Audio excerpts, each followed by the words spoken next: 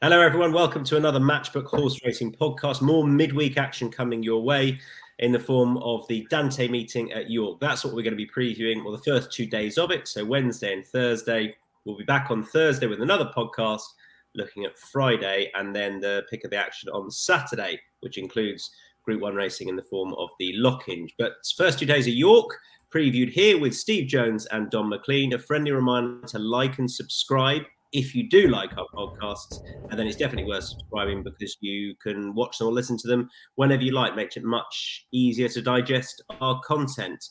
Also going to tell you about the SPC Podcast Awards. That's the Smart Betting Club Awards. We're up for the best betting podcast, the best betting video, and the best betting website as well. If you like our website or if you like our content, then please do vote. That's in the 2023 Smart Betting Club Awards. I think it's pinned to our Twitter page. We'll put a link at the bottom of the pod on YouTube as well. That's how you can vote for us if you would like to do so. Please do. Right, on with the previews. Don't need to know how Donn and Steve are because they're looking absolutely fabulous. So, first race we're going to get stuck into is the 150 at York. We've got some big fields. This is one of those races. Actually, no, I am going to read out the price because I think La Yakil is an interesting price based upon the trainer and owner's recent record in this. So prices are as follows with La Yakil 4.5, Real Dream is 6.0, White Wolf is 9.0, 9.5 Tasman Bay, Sam Cook 13.0, bigger prices the rest. I thought Steve Jones would be all out to go for La Yakil because I think you've tipped the winner of this race the previous 2 years. You're looking elsewhere. So, Donn, I'll come to you first of all. You're with the Haggis horse. Why? Yeah, well, you've covered a lot of it there, Tom. Obviously, the William Haggis horses at York, you always have to look twice at them. He's won the last two renewals of this with the same owner, Sheikh Ahmed. And La Yakil is just a progressive horse. He was progressive last season. His last run, he finished fourth behind Al Nafir. The form of that race is working out really well. Royal Crusade and Haunted Dream, they've both enhanced the form since. You'd think that William Haggis has had this race in mind for La Yakil for a little while. He does target this race. He's a horse who's got the potential to go well beyond his mark of 92. I mean, there are a lot of unexposed kind of 4-year-old types in here. And I thought on soft ground or on softer ground, Crystal Delight would come into it. He's got good form on soft ground. His last two runs have been good. But on I guess it's kind of good ground we're talking about, isn't it? It's kind of going to be good. There's no major rain forecast that I could see anyway. Maybe you'll have a better handle on that. But I just thought La Yakil, look, he's favourite, but I think that given his profile towards the end of last season, his trainer's record in the race, and the potential that he has, I think he's a worthy favourite. I think it could easily be come Thursday, which we're going to be previewing, good to firm, because there's no rain forecast till Friday. So there could be some good to firm knocking around. Good at the moment. I'm sure that's what they're going to start on. Steve, your view of the opener at York tomorrow? Oh, my view is that you've got a better memory than me. If you can remember, I've tipped the winner of this the last 2 years. I can't remember. Well, you loved because you loved what was Il Arab, was he? Yeah, I did like him on soft ground. He was he was great. And then you and I did tip Gussie last year. I remember it because therefore I thought, Steve, I thought you would be with La Yakil here. So why aren't you? Because I'm with the Haggis horse, the other one. The other one, Tasman Bay, who has first start for William Haggis, having left Mark Todd. And if you go back, last season was a disaster. Had 3 runs, never showed anything. But that clearly wasn't him. If he goes back to the form of 2 years ago, he's got such a good chance, this horse, because he started off early in the season. He was third to Hurricane Lane, who obviously went on to prove himself top class. He was second to his stablemate, another Haggis horse. He wasn't his stablemate then, obviously. Alinka at Royal Ascot. And he was coming up against the likes of Bade and Dubai Honor and horses like that. So he had proper group form. And the other thing is with Tasman Bay, he goes from the front. I don't see an awful lot of pace in here. And at York, if you can get on the front end in a race like this, even though it's a big field, I think you're going to be well positioned. He's got a tongue tie on for the first time. Maybe that's something that's been troubling him last season, but it wouldn't be 1,000,000 to 1 for him to show improved form and rediscover his form first start for William Haggis. So Tasman Bay at the prices for me. All right, and I will chance White Wolf. The reason being that I like Real Dream, but 17 is not good. Recent winners of this have come from the lower draws. You do have long enough to sort yourself out. You start down the bottom of the back straight, but I think that 17 you can't see as a positive draw. Yeah, La Yakil was very obvious and just a bit short for me. White Wolf has cheap pieces on for the first time. I'm less worried about that, but more positive about the fact that Saeed horses, when they come back from Dubai, I tend to favour over Charlie Appy horses when they come back from Dubai. I mean, he won the Guineas, not that I saw that coming, with a filly that had been out there. He's got a good record in that race with fillies that have been out there. This horse ran a really good race first up out there behind Good Fortune.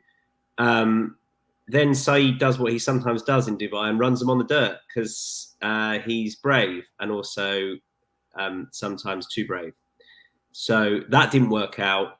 And then I think he was feeling the ill effects of that up in grade next time, when again slowly away and just didn't want it, I don't think. So given a bit of a break, cheap pieces on.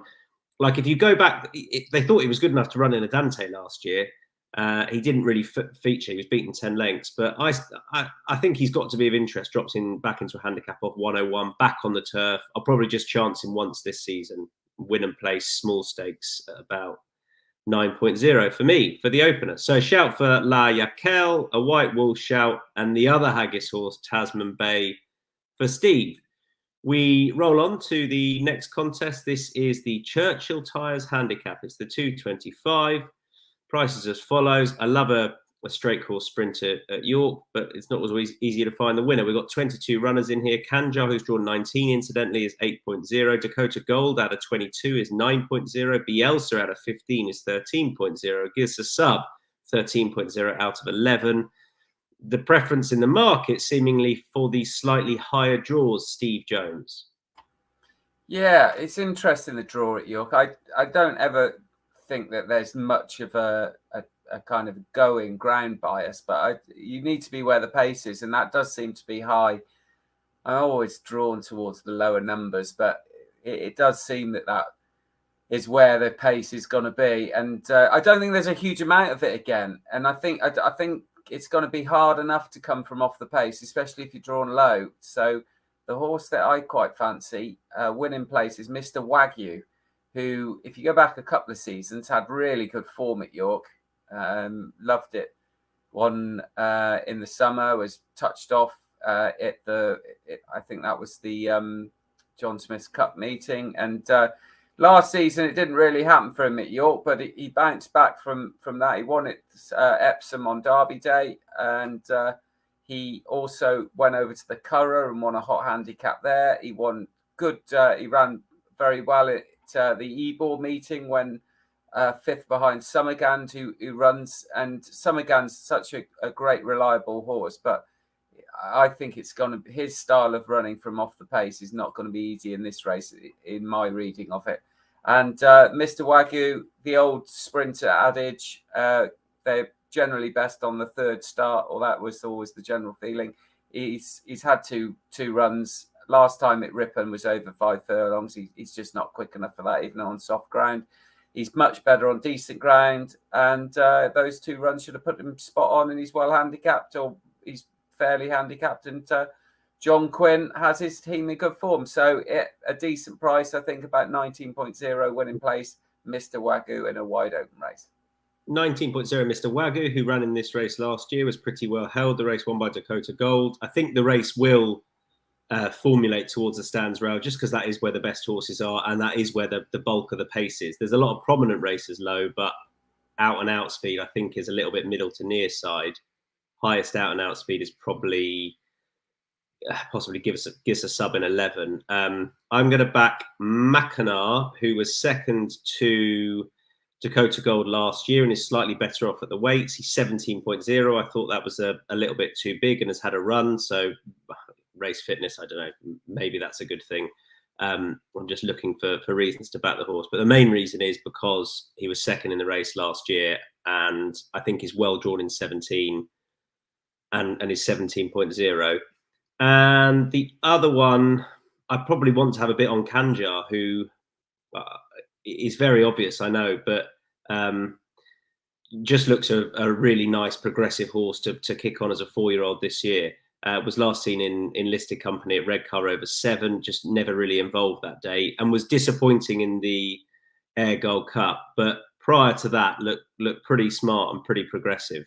So 8.0 win and place. I think he's ideally drawn for his style as well. He's a strong travelling horse, can just sit in behind. I take Steve's point about pace. I hope they go hard enough. I thought he was possibly too good not to back. So 8.0 Kanjar win and place, and both small stakes, and the other one Mackinac. Donn, McClean.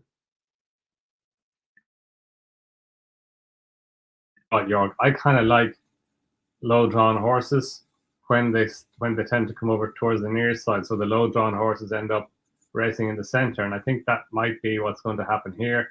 And Lucky Man, he's one of those low drawn horses who does have good early pace, and his record at York is very, very good. He's run there 4 times. He's won once, finished second twice, and I think 5th the other time in 4 runs there. So like York form, especially on the straight track and the sprint track, I think it's very, very important. It's like Ascot in that regard. Like, course form is important wherever you go, but I think course form at York and at Ascot on the straight track is more important than it is at most of the tracks. And when you have a horse who does run as well as he does at York, and it looks like he's priced up on his general overall form back at York, I think there's a wee bit of an edge there with Lucky Man. I can see him getting into a prominent position on the far side. He doesn't mind racing on his own. He doesn't need cover. He doesn't mind when he does have a little bit of racing room.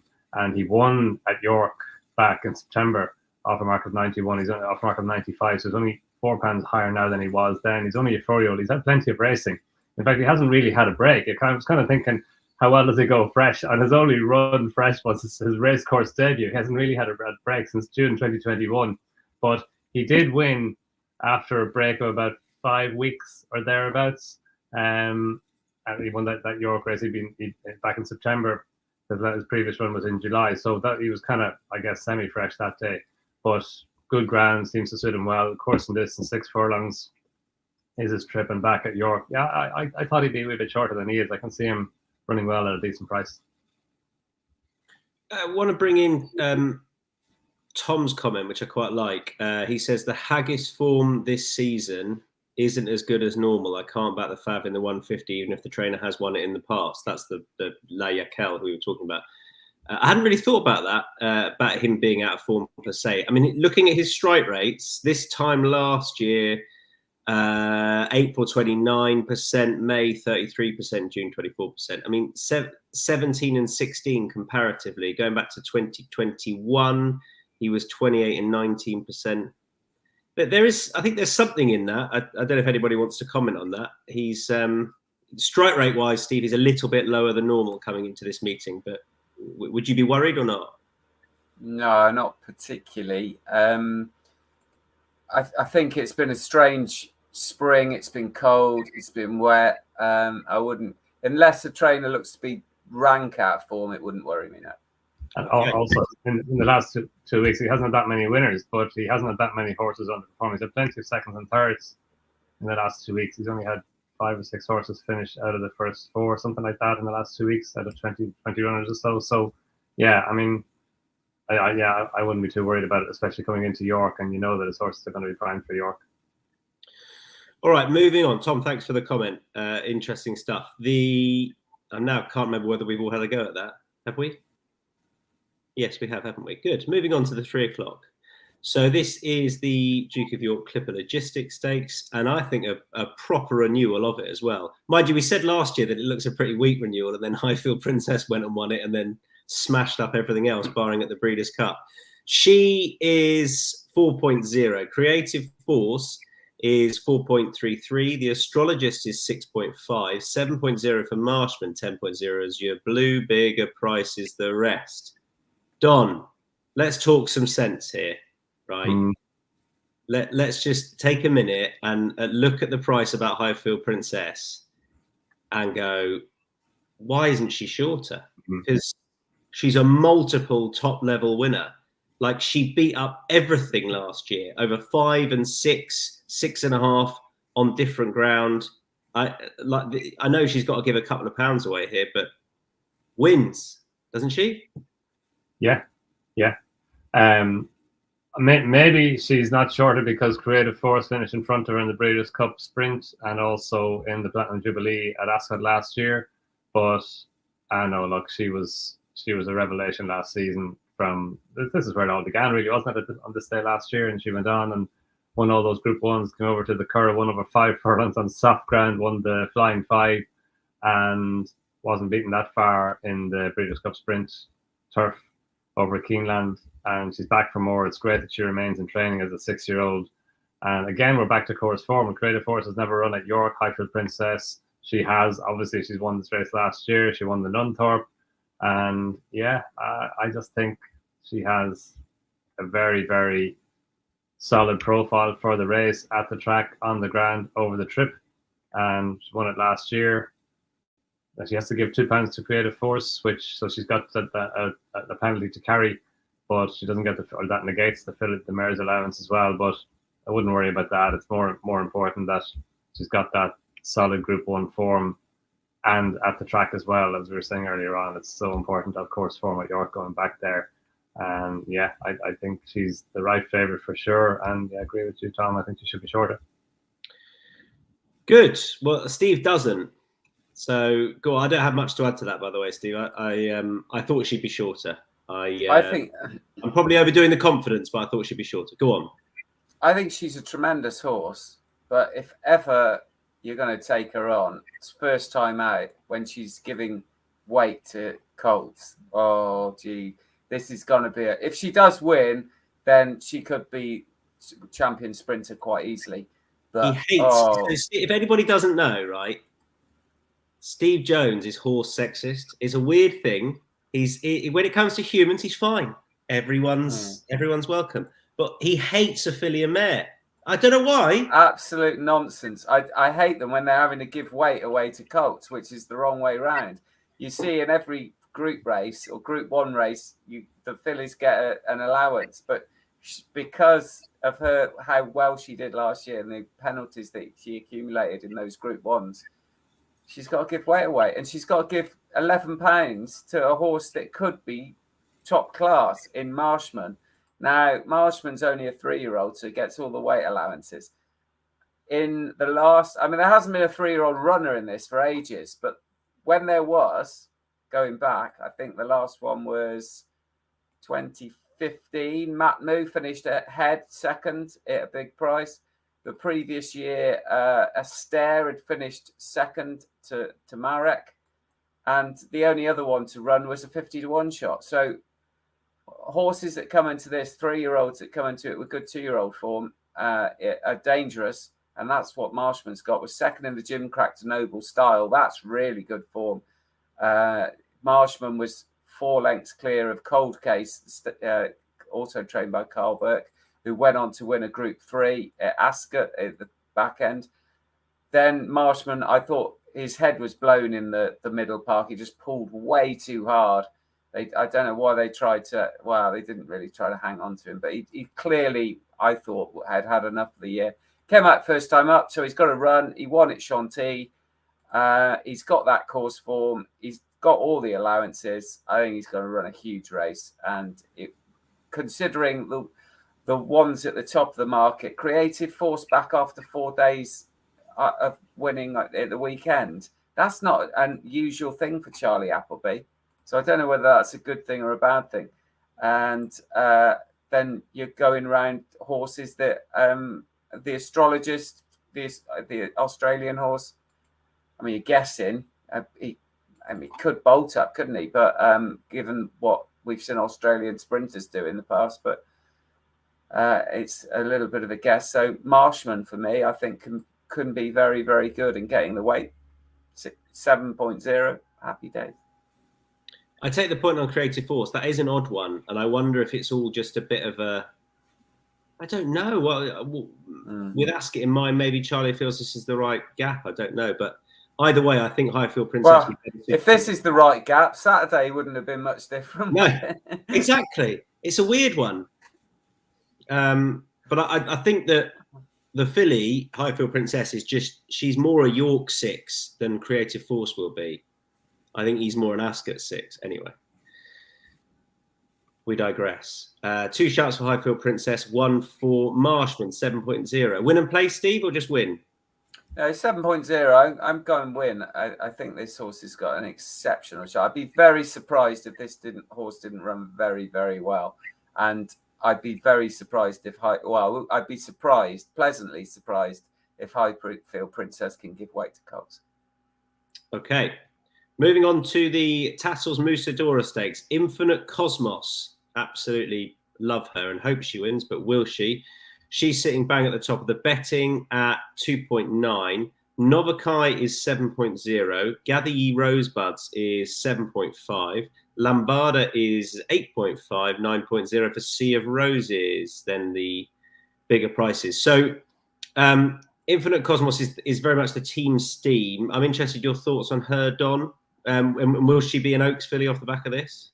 Yeah, look, it's a very interesting race, this. Like Lambada's interesting. She was a bit green when she won at Goran Park on her debut this season, but she did well to win. But you just kind of feel that Aidan O'Brien doesn't run his best fillies in the Musadora. That felt said Snowfall won it 2 years ago. She won the Oaks by 16 lengths.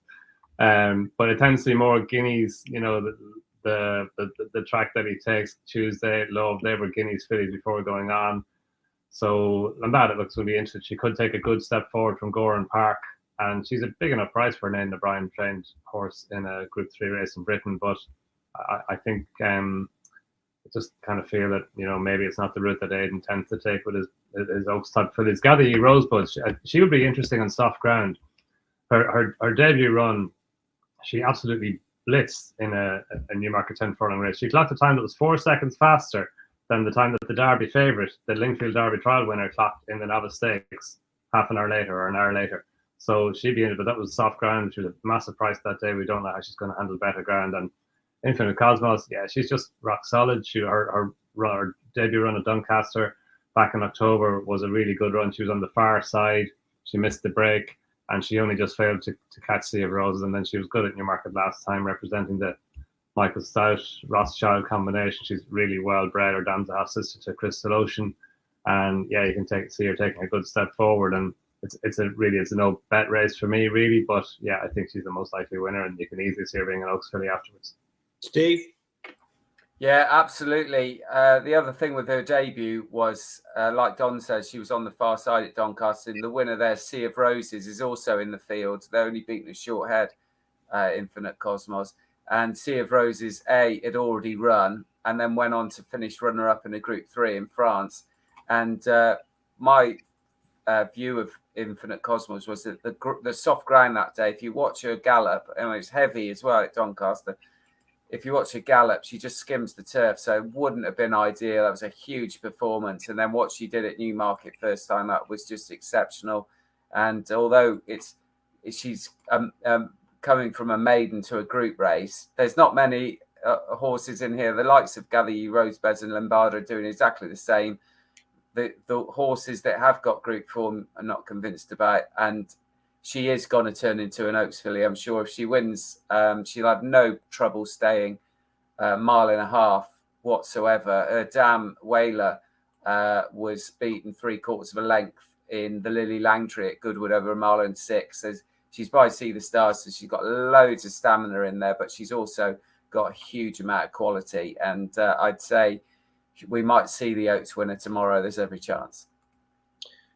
And all I'll add to that, because she's a selection of all of us, is that I think the fact that she's here is a massive plus for her for the Oaks. That seems like an obvious thing to say, but after the race at Newmarket, Stout kept saying how she was very toey and green and she's going to need time and they'll take their time. And I thought off the back of that, I don't think she's going to make it to the Oaks. I think they'll go Ribblesdale. But the fact that she's lining up just 12 days later means that the Oaks is the plan. Otherwise, I think they'd definitely be waiting for the Newbury trial or maybe the Goodwood trial and then going to Ascot. So I think it's a real positive that she's here. I didn't think she was that green, but Obviously, he knows more than me and the rest of us, but we on the channel thought she was professional enough anyway for her second ever start. I think she should just be way too good for these. Really, really like her, and actually that price I think is very much fair enough, at around about 2.9. So happy days with Infinite Cosmos. If she's green, winning by 4.5 lengths in a race that probably has got a bit of depth, then yeah, it's got out the rest of them. But Exactly. that was impressive, and yeah, I'm like you. I thought she was professional enough, but she's probably got a fair bit of improvement, especially when she goes up in trip. Yeah, hope so. All right, that's the Musidora done. One more race to do on the Wednesday, which is the Conundrum Make Trail Consulting Handicap Class 3 contest over 7 furlongs. Chuzzlewit for Kevin Ryan, 7.0. New Endeavour is 7.5.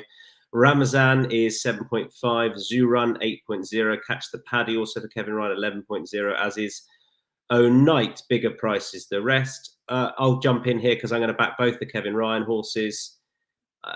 Chuzzlewit, apparently, there was this rumor going around that Kevin Ryan had said before the Gimcrack that Chuzzlewit was the best horse he'd ever trained. Now, that's obviously bollocks, but it was people were sort of saying, oh no, he means it. He thinks the world of this horse. Now, he finished slightly ahead of Catch the Paddy that day, and he then went and won up to 7 furlongs. He's a horse that I've been following to see how he was campaigned this year, as it stuck him in the tracker, and he then ran over a mile. And the comments on the Racing Post say ridden over furlong out, kept on final 110 yards. I don't know. I think he was done. I think he was beaten by pacier horses. Personally, sorry. I think he's a pacier horse in them, and he was outstayed by the horses in front of him. He's also a big burly horse, and I think will have needed the run. So he's a showcasing. I think coming back to 7 furlongs is a big plus, and I know he's top weight, but I'm hoping there's a good bit more to come off 95. But then if you want to back him on the Gimcrack form, Catch the Paddy, I thought was well worth a bet. We haven't seen him since then. And when Catch the Paddy won over 6 here, he was absolutely hammered in the betting, sent off nigh on a 2.0 shot. And he's only £7 higher than that. So back in handicap company, I thought he was interesting. I'll back them both win and place, probably bigger stakes on Chuzzlewit. Donn, McClean. Yeah, I like Ramazan. I think the Goffs Million, in which he finished third at the end of last season, it's always a strong race, and it looks a particularly strong race this season. Galeron, who won it, has gone and joined Team Valley, who had Helsing finish second, and New Endeavour finished fifth, and New Endeavour reopposes. Galeron finished fourth in the Guineas, ran a massive race to finish fourth in the Guineas. The fourth horse, Magical Sunset, she won her last 2 last season for Richard Hannon and Amo Racing. So it's a race that generally does tend, like, it's obviously a really valuable sales race. It does tend to throw up good horses. And Ramazan, he was kind of towards the near side from a high draw. The race developed towards the far side. Galeron made his move on the far side. Helsing was towards the far side. Magical Sunset, she was drawn a wee bit higher, but she kind of raced towards the far side. And Ramazan finished off his race well to take third place. Before the race, you're kind of thinking, would he get 7 furlongs? All his running before that had been over 5 and 6, but he got the trip well, which obviously augurs well for tomorrow.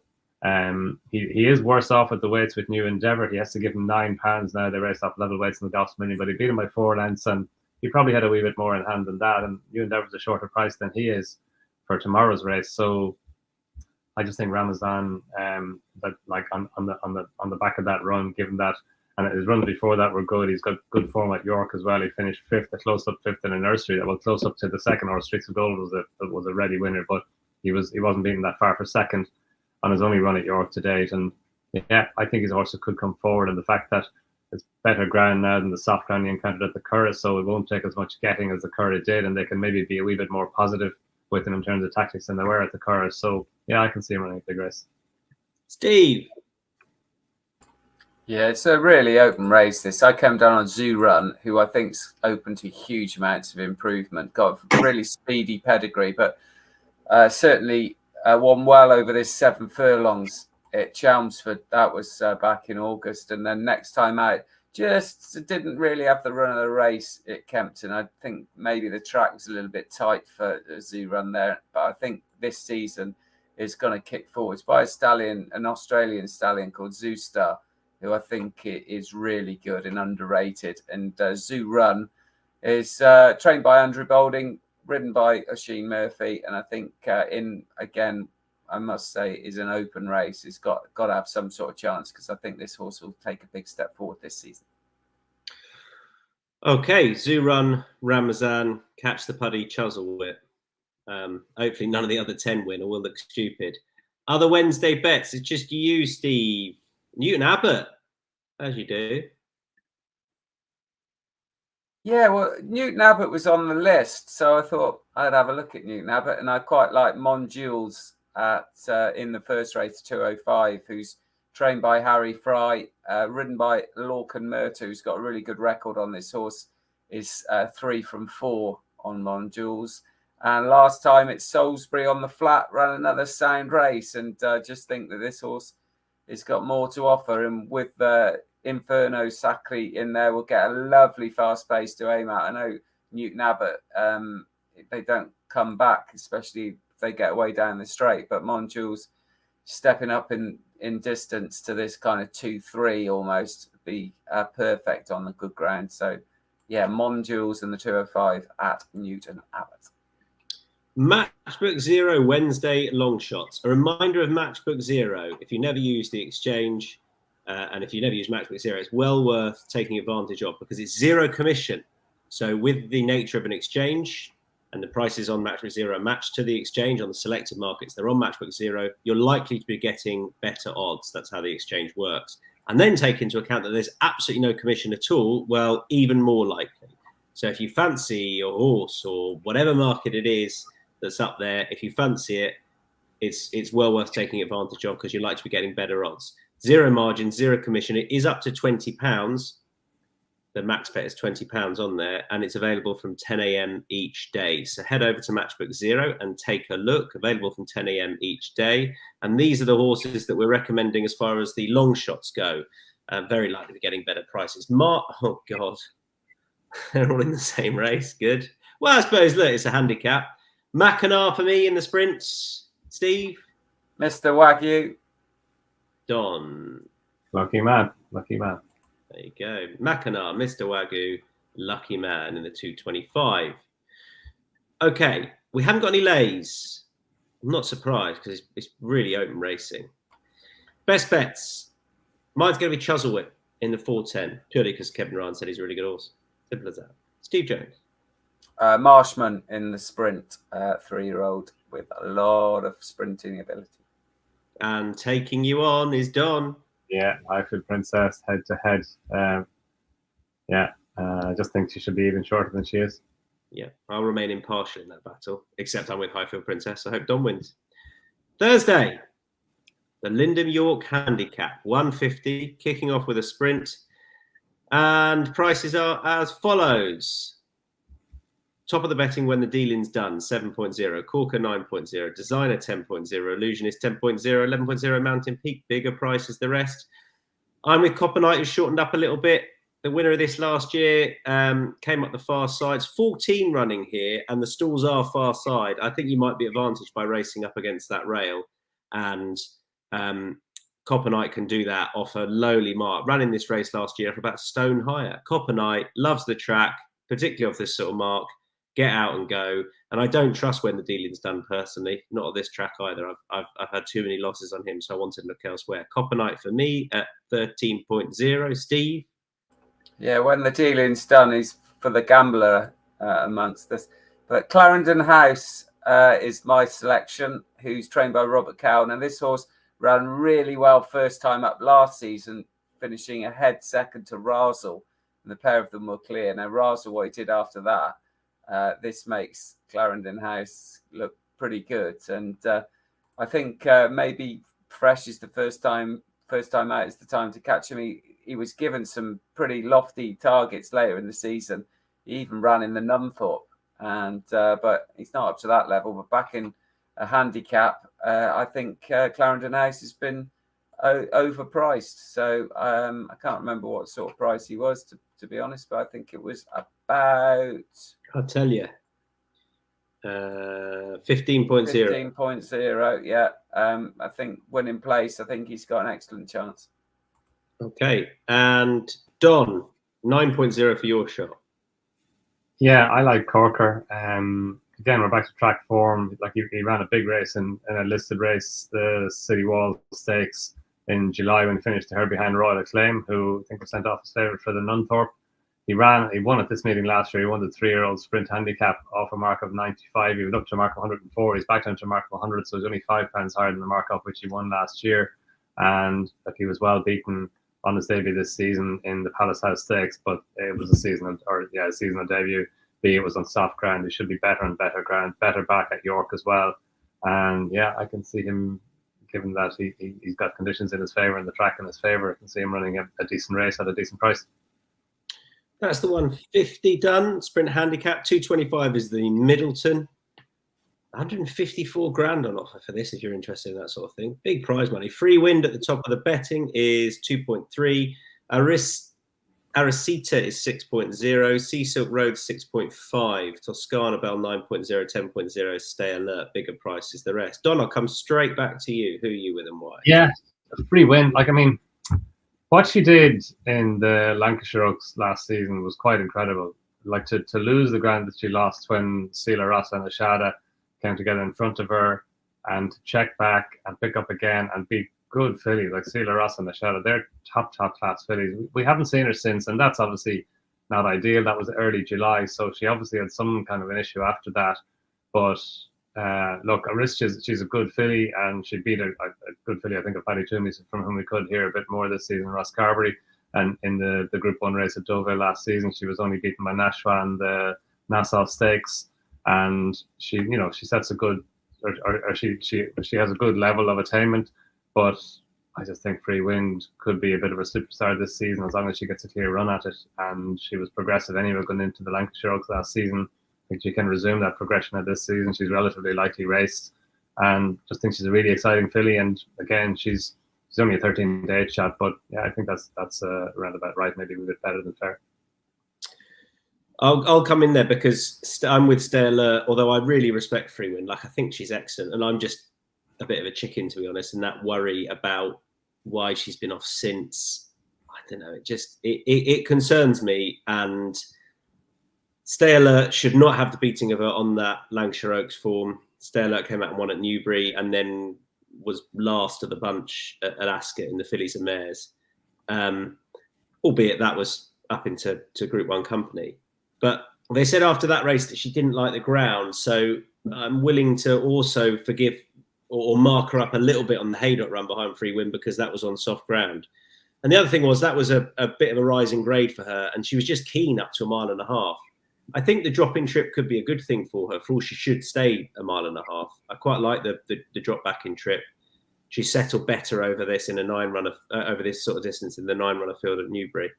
I thought she was the value at 10.0 in an 8-runner field. So win and place. Hopefully they all line up. I just feel a bit more confident siding with her than I do Free Wind at her price. Steve. Yeah, I think the thing with Free Wind for me is the combination of the absence and the distance. I'm not convinced on decent, or what will be drying. It could even be good to firm by Thursday. A mile and 2 on decent ground for Free Wind would worry me a little bit. And I'm going to take a bit of a chance with Toscana Bell, who is 9.0. And if there remains the dead 8 runners, 3 places, I go winning place because I think she's very interesting. She's a horse that's making her debut for Roger Varian, having been trained in Germany and done very well in Germany. Won the German Oaks last season, and although it's hard to weigh that form up, I still think people are very dismissive of German form, even though we've seen ARC winners and we've seen good horses. I think the last 2 ARC winners had done a fair bit of their racing in Germany, and still people ignore it. So for that reason, even though giving £3 to Free Wind is not ideal, because she's got that Group 1 win at Dusseldorf last August, she goes on good ground. Even though giving weight away is not ideal, Toscana Bell, I think, is very, very interesting. Righty. I was just having a good look into Freewind's pedigree there. It just you alerted me to the distance, and it made me think about a few things. George Strawberry's got some interesting runners coming up, the likes of Epictetus on the card. Also, there's a horse called Torito running at Sandown today. So I was trying to tie all that in. Anyway, I digress. Apologies. Toscana Bell, Freewind, stay alert. The selection's there. 3 o'clock, Hambleton Handicap. This is tough. I'm not going to read out prices because they're pretty much big everywhere. Steve, take it away. Yeah, it is a tough handicap. There's no doubt about that. But I really fancy Eileen Durr in this. Didn't you put this in last time? Yeah, and at Thirsk, and the ground just went against him totally. He's a horse that likes these. I think it rained very heavily on the afternoon, if I remember. It was the Thirsk Cup, and he ran all right. He did run all right, but it's just that soft ground wasn't ideal. He ran in the Lincoln when the heavy ground wasn't going to be ideal, and he's been dropped £3 since the start of the season, and I don't think that is a true reflection of him at all. He's got very, very good York form. He won in last summer beating Blue For You. He's better off at the weights for Blue For You, who hasn't run this season, whereas Island does run 3 times. And I just think everything is in place for him to run very, very well. I think that course form that Donn keeps mentioning is absolutely key at York. The ground's going to be perfect. And I just, even in a competitive race like this, I just don't see how he doesn't run very, very well. And for that reason, I fancy his chances at around 13.0. All right, Donn. Yeah, Northern Express, Tom. I just think he goes into the race in good form. His debut this season was good at Musselburgh when he didn't have a great run through the race, and then he won that Perscon Cup the last day.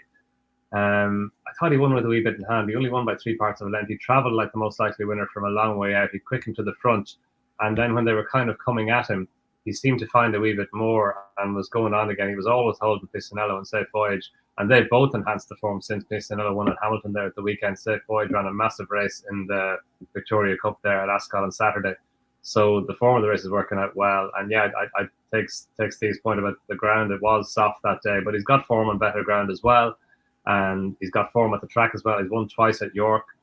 The mile trip the last day, he saw it out really well. He was kind of maybe more a 7 furlong horse before that, but you couldn't argue that he didn't see out a mile the last day. So that's good. And he only got £3 for it. So he's up from 92 to a mark of 95, which that is his peak mark. He was rated 95 last in the middle part of last season. So I think he's got lots in his favour. And his drawn stall 5's a good draw as well towards the inside. I think he's got an awful lot going for him. And I can see him taking a good step forward from first to last day. I think there's more to come from him after the last run.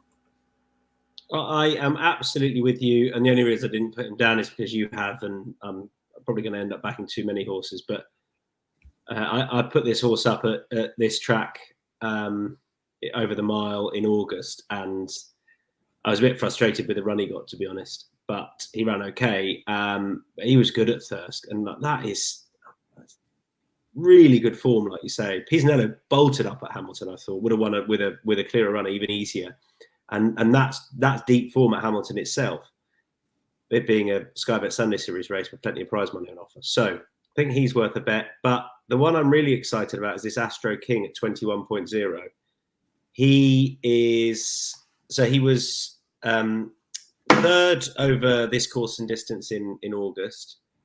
The trouble is he was often a frustrating horse for previous connections. Twice in the Hunt Cup, he ran a belter. The year in 2021, he won his side, and then he ran well again last year, when again he was on the outside, coming over as the groups merged. He is a bit of an excuses horse. He finished last on his last start. I really like the change of yard, and had he not moved yards, he'd be half the price he is. But he's gone to Daniel and Claire Kubler, really good trainers. Really going along nicely at the moment. They've had horses. They've had one winner in the last couple of weeks, but they've had horses at prices run really well. They had a place at Ascot at 17.0, another one with Don't Tell Claire at 13.0.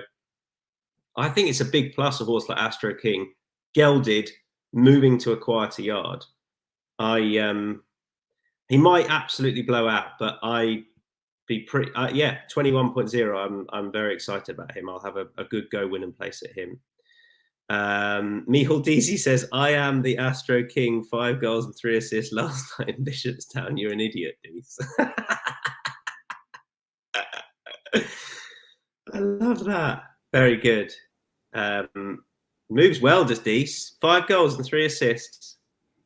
Where's Bishopstown, Donn? It's in Cork somewhere. Cork's big. I'm disappointed with only 3 assists. He's scoring 5 goals. He should be getting more assists. He's obviously more of a striker than kind of a number 10. Greedy is the word you're looking for. King of the jumps, goal hanger. That's what he is. Moving on to the Dante. And prices are as follows with Epictetus or Epictetus. People say it differently. He's gone out of points since I last looked. 5.5, as he's flying on as 6.5 passenger. Canberra Legends, 7.5. Bigger prices the rest. Steve Jones. Yeah, I just think this is his race, Epictetus. Last season, his form was very, very good. Beating Leadman first time up and Desert Order and Flying Orders. That form is worked out sensationally well.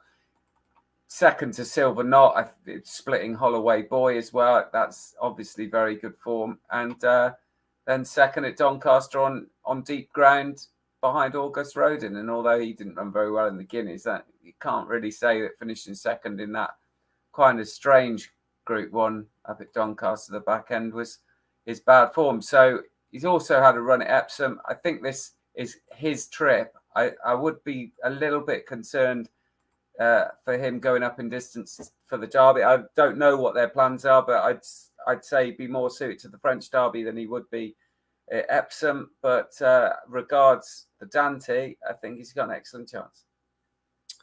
Yeah, John Gosden said after Epsom that the French Guineas was far more likely than the Derby. Derby was more likely than the Derby.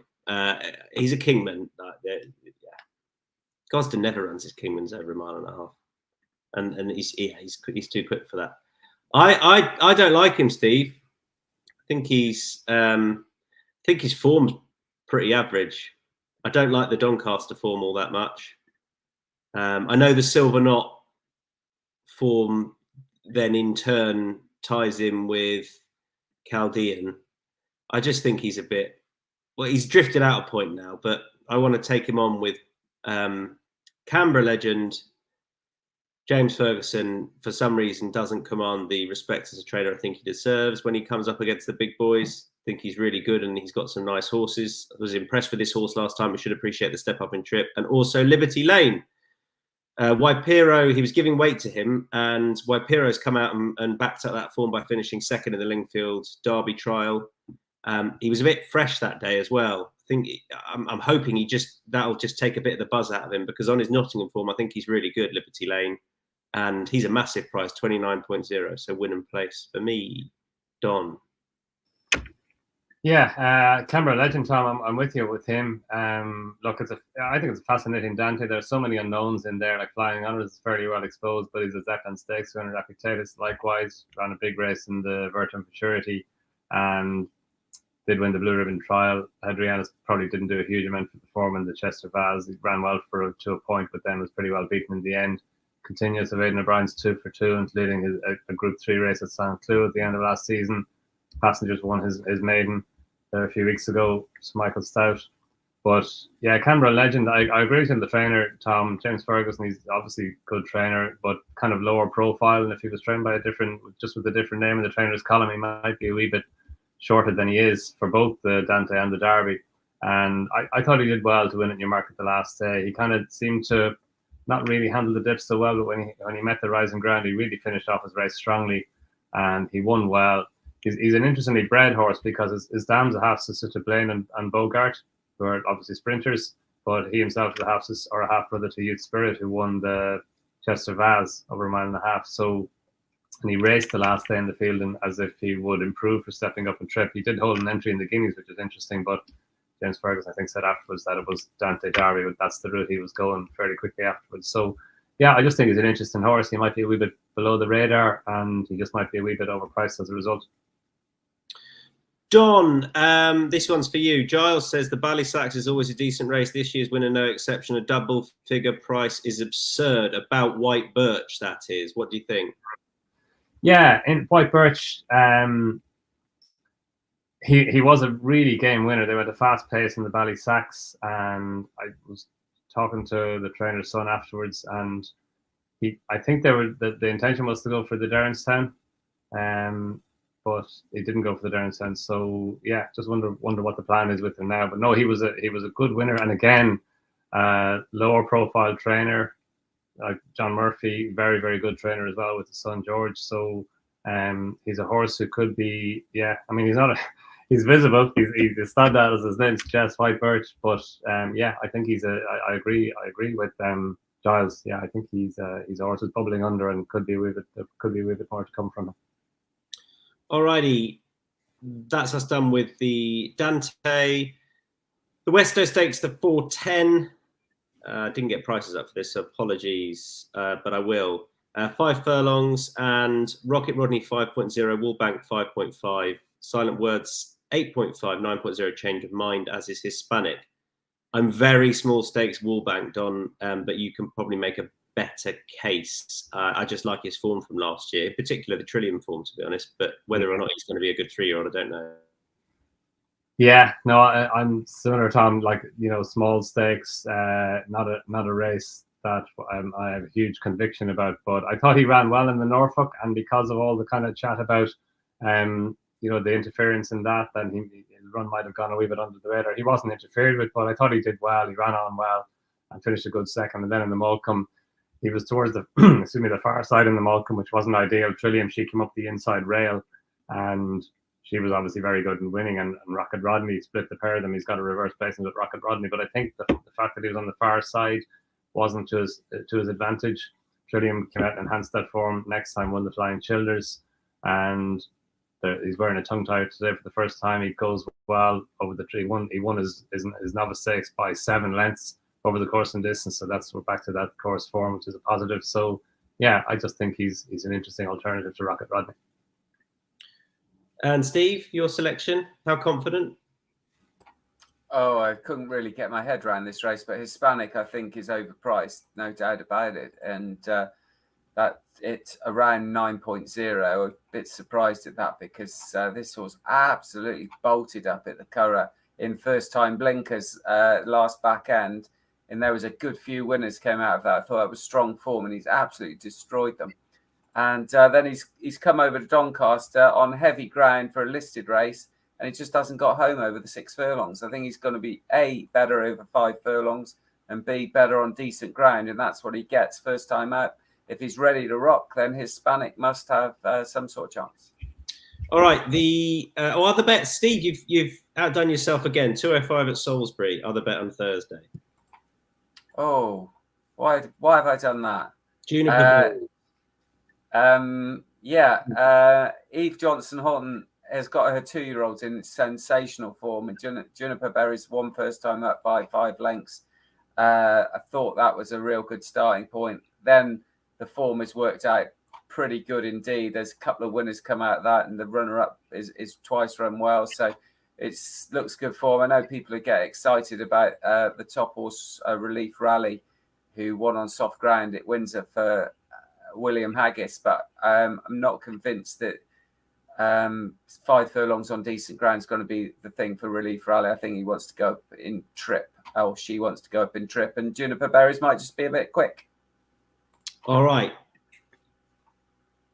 Yeah, Matchbook Zero Thursday long shots. That's where I was. Reminder of Matchbook Zero, 0 commission. Head to the exchange if you haven't done so already. Find Matchbook Zero, and you'll like to be getting best odds because that's the nature of the exchange. And there's 0 commission on Matchbook Zero, up to £20 a bet here. I'm going to go with Astro King for reasons I've given in the 3 o'clock at York. Steve? I'm going head to head with Donn in every race. So I'm starting to get a bit worried about all this, but I'm going for Clarendon House at a decent price in the first race, the 150 at York. Donn? Yeah, Corker, he's not going to be as big a price as Steve's, but yeah, again, for the reason outlined earlier, I think he's got a good chance. And then straight on to best bets. I'm going Astro King again, 21.0, win and place in that 3 o'clock at York. Oh my God, we're all best bets. We're going for this, all in the 3 o'clock. Unbelievable, right? Win and place Astro King for me, Steve.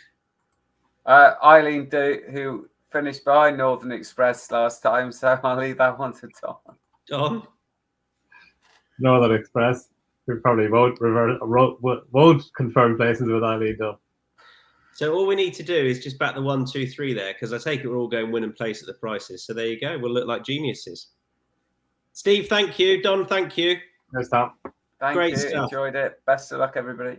I think it's a really good couple of days punting wise, or I hope it is, but lots of opportunities at York. So enjoy it, everyone. We'll see you again hopefully on Thursday, where we will be previewing Friday from York and Saturday elsewhere, mainly at Newbury. So see you then. Look out for timings that our esteemed producer Daniel Hussey will be tweeting.